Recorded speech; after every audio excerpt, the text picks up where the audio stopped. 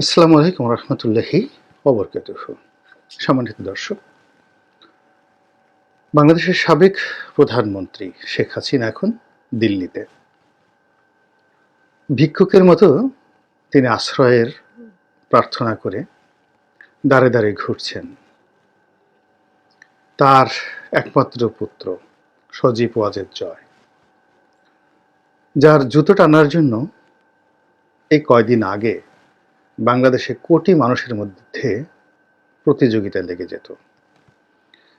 যার স্টাইল, যার কথাবার্তা, যার পোশাক আশাক সব কিছু অনুকরণ করার জন্য, তাকে তেল দেওয়ার জন্য যে প্রতিযোগিতা হতো, এখন সেই সজীব ওয়াজেদ জয় তার বয়োবৃদ্ধ মাকে নিয়ে এবং তার যে বোন, যার তালাক হয়ে গেছে, সেই বোনকে নিয়ে কি যে দুর্বিষহ একটি অবস্থার মধ্যে আছেন। সাম্প্রতিক সময় তার কিছু সেই ভিডিও ফুটেজ যেটি ভাইরাল হয়ে গেছে, পরপর দুটো ভিডিও ফুটেজ, সেটির মাধ্যমে আমরা জানতে পারছি। আমার নিজের একটা অভ্যাস হলো যে আমি সাধারণত কারো যখন বিপদ আসে, দুর্বলতম অবস্থায় কেউ থাকে, তাকে নিয়ে আমি নেতিবাচক কথা বলা, খোঁটা দেওয়া, এই জিনিসগুলো আমার কাছে আসলে ব্যক্তিগতভাবে আমার পছন্দনীয় নয়। যখন শেখ হাসিনার ক্ষমতার সূর্য একদম মধ্য গগনে, তখন তার সমালোচনা করেছি, নিষ্ঠুর সমালোচনা করেছি। এমনকি যখন তার কাছাকাছি ছিলাম, সংসদ সদস্য ছিলাম, তখনও সমালোচনা করেছি সামনের সামনে দাঁড়িয়ে। আজ ডক্টর ইউনূস বাংলাদেশের সেই তত্ত্বাবধায়ক সরকারের প্রধান। আমি 2012 সনে শেখ হাসিনাকে ব্যক্তিগতভাবে বলেছিলাম, অনেক মানুষের সামনে, একা একা নয়, একান্ত বৈঠকে তার রুমে, গণভবনে, যে আপা ডক্টর ইউনূসের বিষয়টা মিটমাট করে ফেলেন, মিটমাট করে ফেলেন। তো তিনি অনেক আশ্চর্য হয়ে গেছিলেন যে এই ছেলেটা সাহস হলো কি করে, যেখানে Jahangir Kabir Nanak, doctor Hasan Mahmud, doctor S T Imam, Obaidul কাদের, এরকম অন্তত 15-20 জন উপস্থিত ছিলেন, সব শীর্ষ নেতৃবৃন্দ। আমাদের প্রায় 3 ঘন্টা, 3.5 ঘন্টা বৈঠক হলো।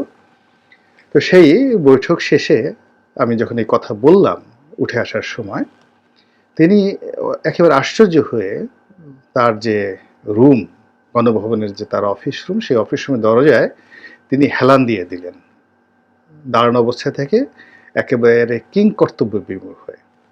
তো তিনি বললেন যে ডক্টর ইউনূসের সাথে তোমার কি সম্পর্ক?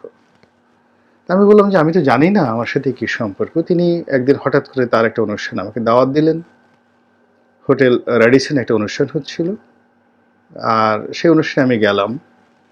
আমাকে তিনি যথেষ্ট সম্মান দিলেন, মঞ্চে উঠালেন, প্রথম সারিতে তিনি বসালেন, এবং এমনকি প্রথম আলোর মতিউর রহমান সাহেব বা প্রথম আলোর মালিক মানে লতিফুর রহমান সাহেব, ডাক্তার ফজলে হাসান আবেদ, তারা দ্বিতীয় সারিতে ছিলেন, কিন্তু তিনি আমাকে প্রথম সারিতে বসালেন, একেবারে ফার্স্ট সারিতে, রেডিসনের একটা অনুষ্ঠানে। আমি প্রধানমন্ত্রীকে বললাম যে কেন তিনি এই কাজটা করেছেন আমি বলতে পারি না। তারপর তিনি আমাকে বললেন যে আমি প্রধানমন্ত্রীর সঙ্গে আসলে সাক্ষাৎ করতে চাই, তাকে আমি কিছু কথা বলতে চাই রনি। আমি মাত্র আধা ঘন্টার জন্য তার একটা অ্যাপয়েন্টমেন্ট যাচ্ছে, আজকে 2 মাস যাবত কন্টিনিউয়াসলি, কিন্তু কোনো রেসপন্ড পাচ্ছি না। তো আমি শুধু জানতে চাই, বুঝতে চাই যে আমাকে নিয়ে প্রধানমন্ত্রী যে নেতিবাচক ধারণাটা, এটা আমার বিশ্বাস হচ্ছে না। কেননা তার সঙ্গে আমার যে সম্পর্কটা, ব্যক্তিগত সম্পর্ক, খুবই মধুর। আমার গ্রামীণ ব্যাংকের জন্য তিনি অনেক কিছু করেছেন, আমার জন্য অনেক কিছু করেছেন। আমি তার সরাসরি শিক্ষক নই, কিন্তু তিনি আমাকে নিয়ে গেছেন বিভিন্ন জায়গাতে। তো আমি তার প্রতি কৃতজ্ঞ। এবং 96 সনে যখন তিনি ক্ষমতায় এলেন, তখন গ্রামীণ ব্যাংক দেউলিয়া হয়ে যাচ্ছিল। তিনি বাংলাদেশ ব্যাংক থেকে বলতে গেলে বিনা সুদে আমাকে 800 কোটি টাকা ঋণ দিয়ে এই ব্যাংকটিকে টিকিয়ে রেখেছেন। আমি গ্রেটফুল। কিন্তু এইবার কি হলো যে তিনি এখন আমাকে গ্রামীণ ব্যাংক থেকে সরাতে চাচ্ছেন, আমার বিরুদ্ধে কথাবার্তা বলছেন বা যা কিছু বলছেন, আমি রিজনটা বুঝতে পারছি না, কারণটা বুঝতে পারছি না। তিনি যদি আমাকে সরাসরি বলেন বা আমি তার সাথে একটু দেখা করার পর আমার অবস্থানটা ব্যাখ্যা করতে পারতাম, তাহলে আমার জন্য একটু শান্তি লাগতো, আমি তার অবাধ্য হব না। তো এই কথা আমি তাকে বলার পর তিনি বললেন যে ওই বেঈমানের বাচ্চার সঙ্গে আর কোনো যোগাযোগ নেই, তুমিও যোগাযোগ রেখো না। তুমি যোগাযোগ রেখো না এই কথাটা বলছে কিনা আমার মনে নাই, তবে তিনি একেবারে স্পষ্টভাবে বলেছিলেন যে ওই বেঈমানের বাচ্চার সঙ্গে কোনো কথা নেই। ভালো কথা। তখন আমি বললাম যে দেখুন, আপনি আমার দলের নেতা, প্রধানমন্ত্রী, আপনার হুকুম মান্য করা ছাড়া এই দলে থাকা সম্ভব নয়। আপনি বলেছেন আই গট মাই মেসেজ।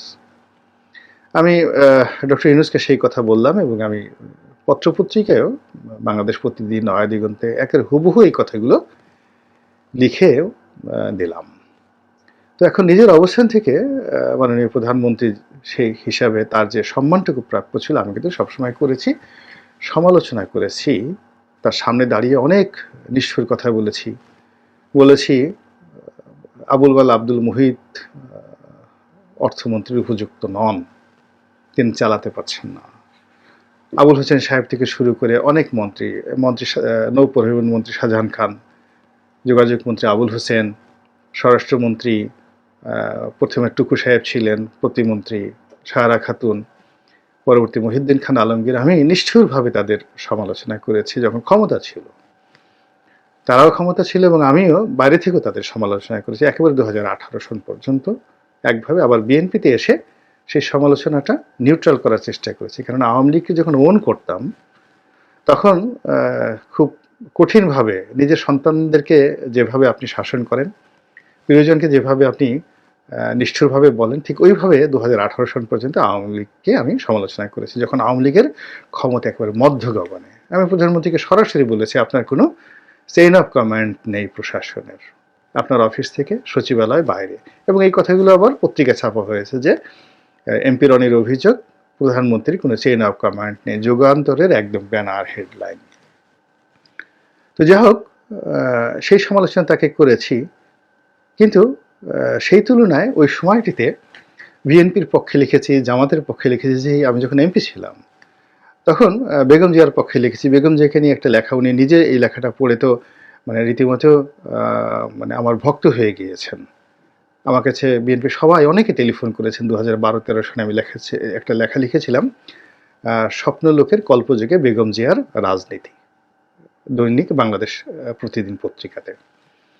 তো যাই হোক, এখন যেটা হলো, এই সমস্ত কর্মকাণ্ড করেছি মূলত শেখ হাসিনাকে একটা দিক নির্দেশনা দেওয়ার জন্য, তিনি ভালো থাকুন এবং মন্দ কাজগুলো যেন তিনি কম করেন। এবং আমার যতটুকু বিশ্বাস ছিল যে 2013 সন পর্যন্ত তিনি একটা রিজনেবল জায়গাতে ছিলেন।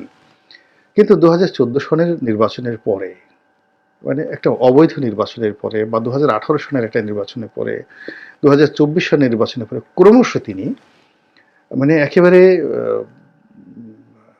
স্বৈরাচার হতে হতে হতে হতে লেডি হিটলার বললে ভুল হবে।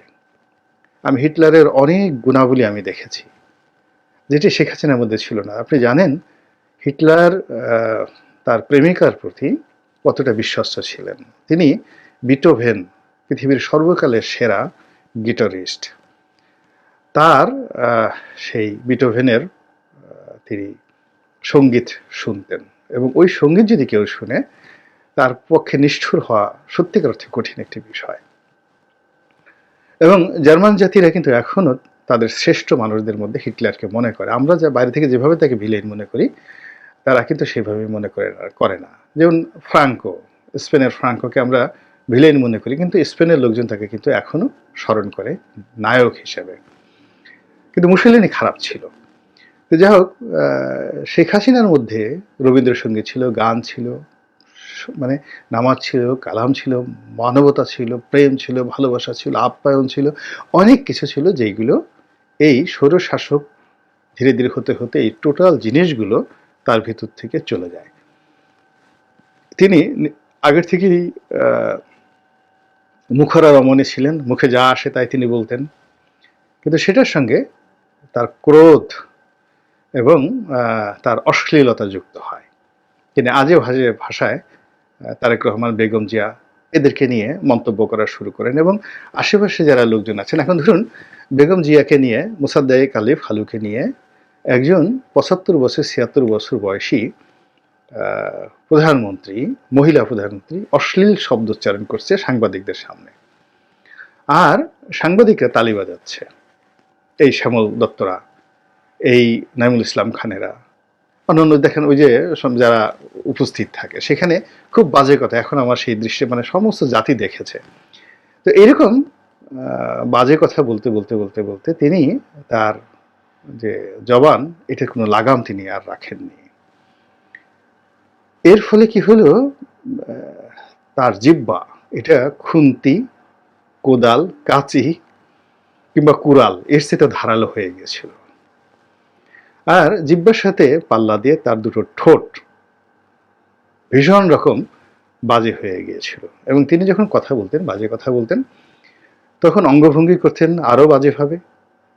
শব্দের যে উচ্চারণ, এটি ছিল আরো নিকৃষ্ট। এবং যেহেতু তিনি দেখতে সুন্দরী নন বেগম খালেদা জিয়ার মতো, আর বুড়ো হয়ে গেছেন, বুড়ো হলে তো মানুষের এমনি চেহারাটা একটু নষ্ট হয়ে যায়, তো তিনি এই বুড়ো শরীর নিয়ে, বিকৃত স্বর নিয়ে যখন তুই তুকারি করে তারেক জিয়াকে গালি দিতেন, জিয়াউর রহমানকে গালি দিতেন, খুনি জিয়া বলতেন, খুনি তারেক বলতেন, খুনি খালেদা জিয়া বলতেন, পলাতক আসামি বলতেন, রাজনীতি করার অধিকার নাই, লন্ডনে পালায় আসছে, বাপের বেটা পাল্লা আয় দেশে, এসব কথাবার্তা বলতেন,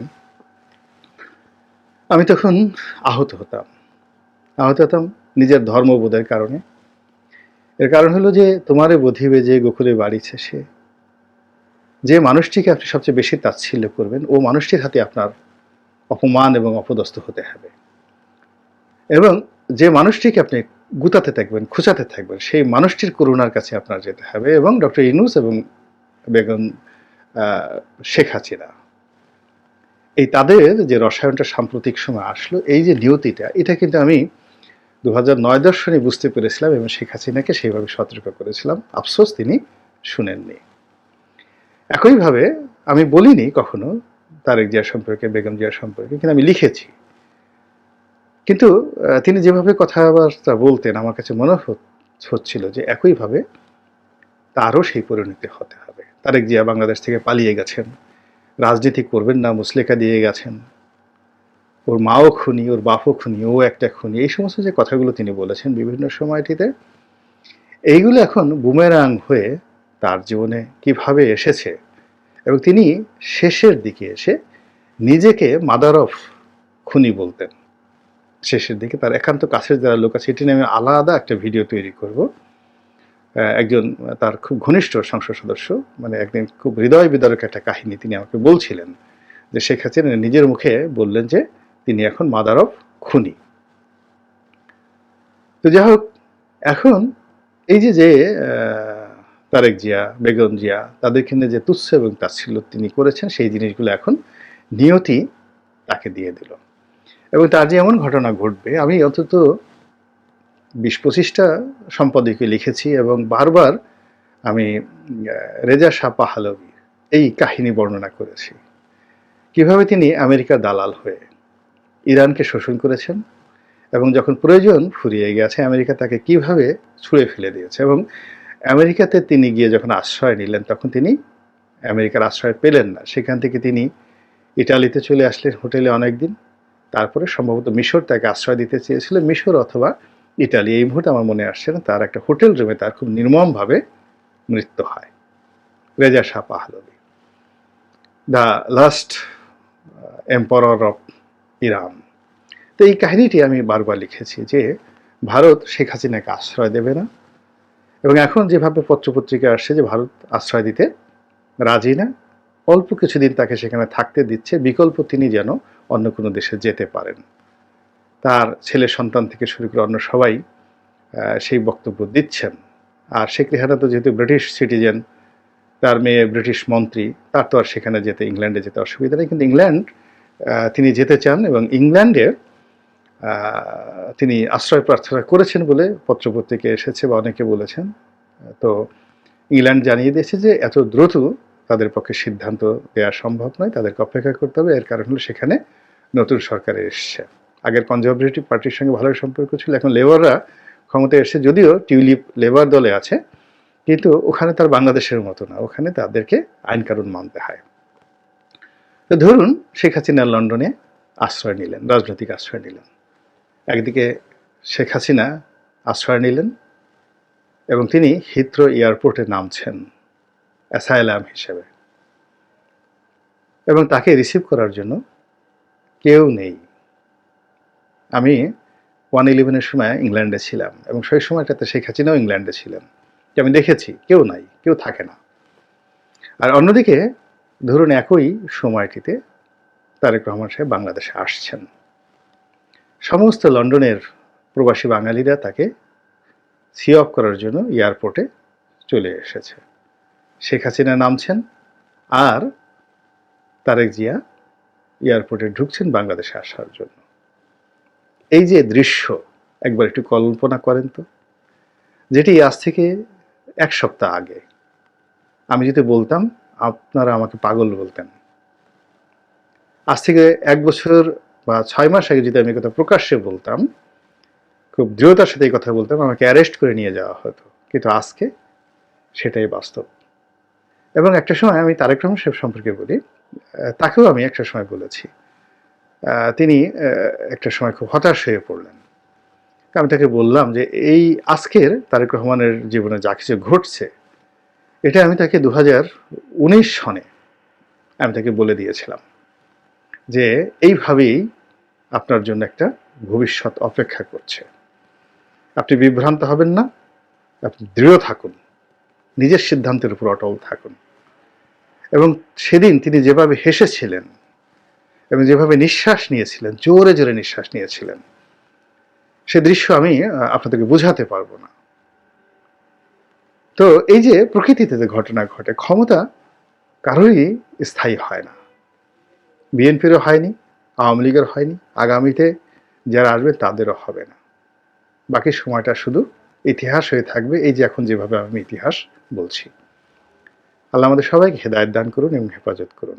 আসসালামু আলাইকুম ওয়া রাহমাতুল্লাহি ওয়া বারাকাতুহু।